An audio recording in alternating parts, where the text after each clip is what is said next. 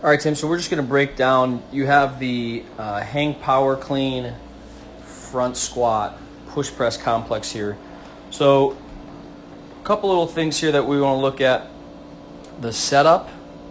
I really think that the bar may be a little too close to you and you're kind of forced to be overhanging the bar. So one thing about, remember, we have our closed fist and it's resting on the shin, between the shin and the bar, so that the closed fist, the pinky is by the shin and the thumb by the bar. And that's a general kind of rule of thumb of the distance we want to set up away from the bar. So we're not choking our shins out like we would in a traditional, conventional powerlifting deadlift.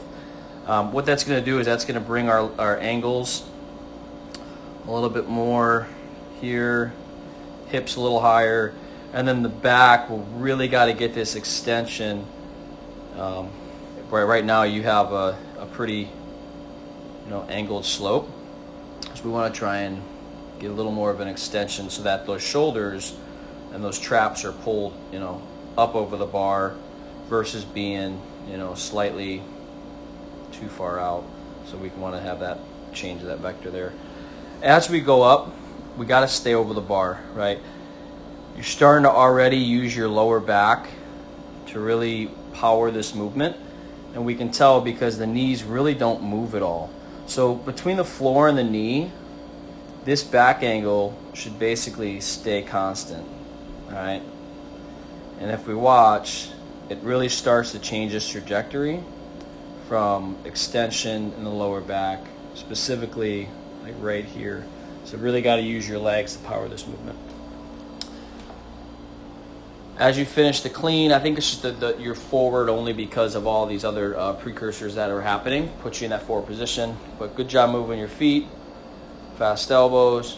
The catcher's a little forward. So then you reset on these guys. Right? Good squat patterning. Nice vertical positioning. Keep that tension. We come up out of it. Now the push press.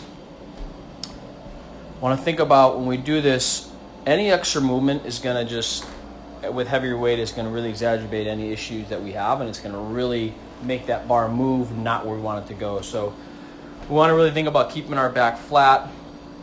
As we bend, right, your knees do go forward, but your hips also go back, and we need these forces to be equal.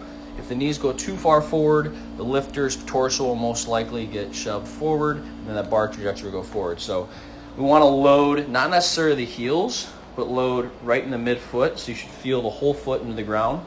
We want to think about dipping your body straight down, and the hips kind of go back, and the knees go out.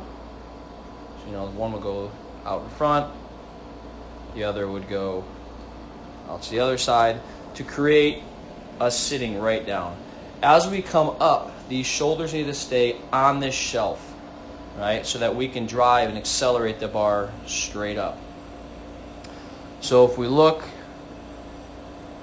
a little bit of a forward tilt, right? Your back basically was here and now it's here.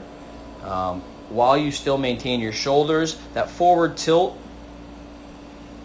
is going to really force us to right, is going to really force us forward. And you can see how far you drifted forward. Right? And that bar trajectory, instead of staying down and up, went down and out. Right? Obviously, you're a strong guy, but you're able to finish it, but it's just forward on you. Right? One thing to note here, the dip was pretty deep. Right? We want to have you dipping, probably hips 4 to 6 inches. So, we're going down right there, and then we're going straight back up, keeping our back in this position and just not drifting forward.